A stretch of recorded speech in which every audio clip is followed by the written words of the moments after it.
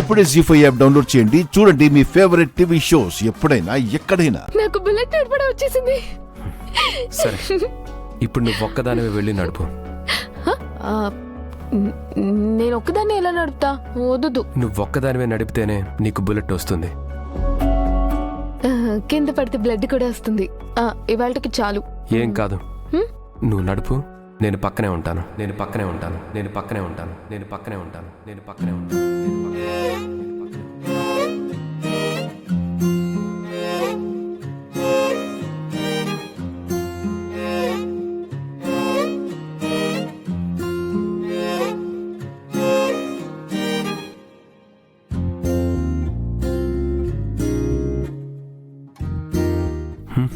ఎప్పటికీ పక్కనే ఉంటారా?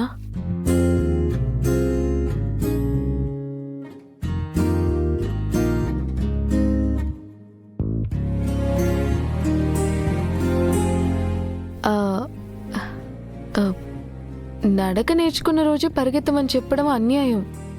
ఇవాళకి చాలు. నెక్స్ట్ టైం ఒక్కదాన్ని నడపడం నేర్చుకుంటాను. ఏం కాదు, నువ్వు వెళ్ళు.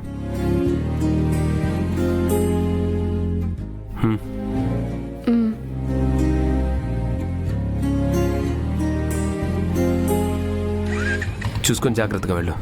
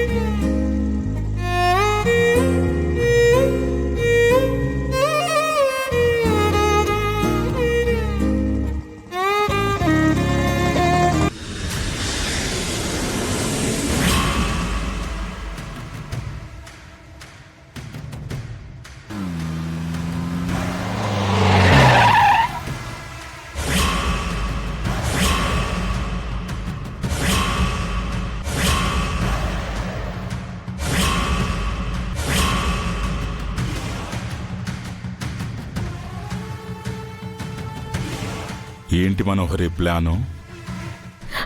ఎంత ఆలోచించినా, ఎన్ని విధాలుగా ఆలోచించినా నాకెందుకో ఇది కరెక్ట్ అనిపించడం లేదు. అమర్ ఇంట్లో నుంచి, అమర్ కళ్ళ ముందు నుంచి అంజలిని తీసుకురావడం అసాధ్యం. ఓకే, మరి నేను అమర్ దగ్గరికి వెళ్ళటం సాధ్యపడుతుంది కదా? వెళ్ళి నా గురించి, నా గతం గురించి, గతం చేసిన గాయాల గురించి, నా భార్య చేసిన మోసాల గురించి చెప్పడం సాధ్యపడుతుంది కదా?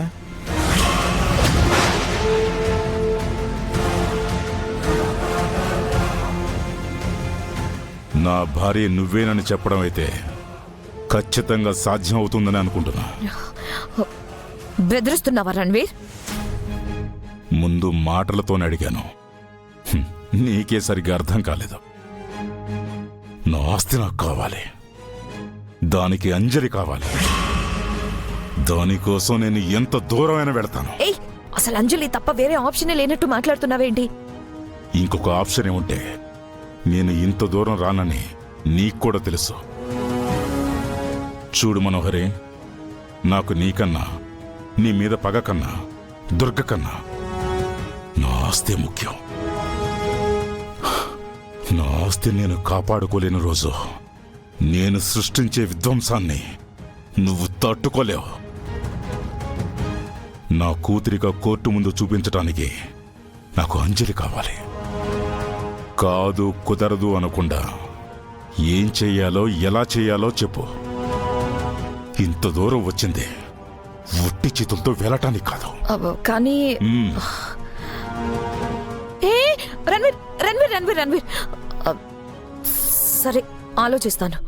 నేనేదో ఒక ప్లాన్ ఆలోచిస్తాను. కానీ నాదొక కండిషన్. ఏంటది? ఒక్కసారి అంజలిని కోర్టులో నీ కూతురిగా చూపించి నీ ఆస్తిని నువ్వు దక్కించుకున్నాక మళ్ళీ తిరిగి అంజలి ఇంటికి రాకూడదు, అమర్ని కలవకూడదు. ఏ ఎందుకు? కోర్టులో నేను నీ భార్యనని తెలిసిపోతుంది. ఆ తర్వాత అది ఇంటికి రాగానే చేసే మొదటి పని అమర్కి నేను ఇంత కష్టపడి దాచిన నా గతం గురించి చెప్పడం. అది జరగకూడదు. సరే, నా పని అవ్వగానే అంజలిని నీకే అప్పగిస్తా. నువ్వు ఏమైనా చేసుకో, నాకు సంబంధం లేదు. నాకు నా ఆస్తి మాత్రమే కావాలి. సరే, ఇంటికెళ్ళి ఇంట్లో పరిస్థితి చూసి నీకు ఫోన్ చేస్తాను. ఉమ్, చూడు, అంజలిని నీతో సిటీ దాటించడం వరకే నా పని.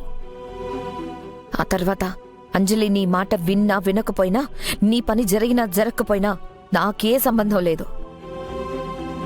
నువ్వు మళ్ళీ నాకెదురు పడకూడదు. అలాగే.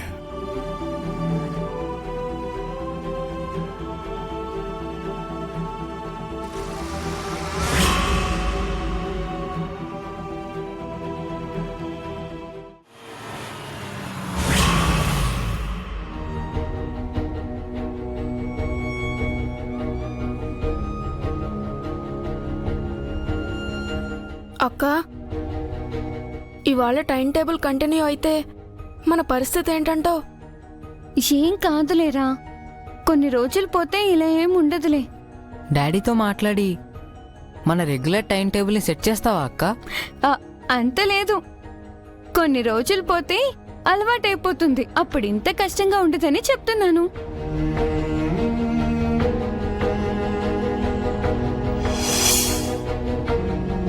అంతేనా అక్క?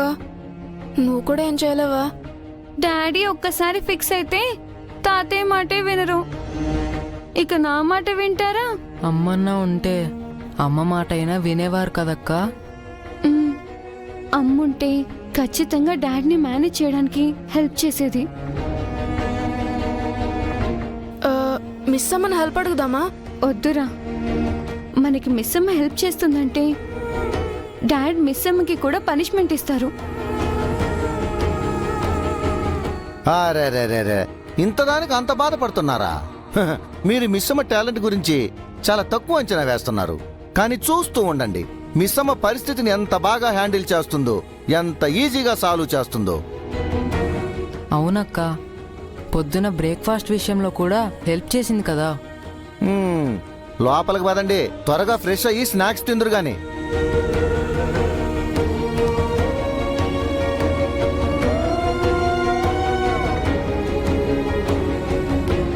అంజు, అక్కడేం చూస్తున్నావే? స్వామీజీ, అమ్మ ఇక్కడే ఉంటుందని చెప్పారు కదమ్ము. అమ్మా, అమ్మా. జీ5 యాప్ డౌన్లోడ్ చేసి అన్ని ఎపిసోడ్స్ పూర్తి ఉచితంగా చూడండి.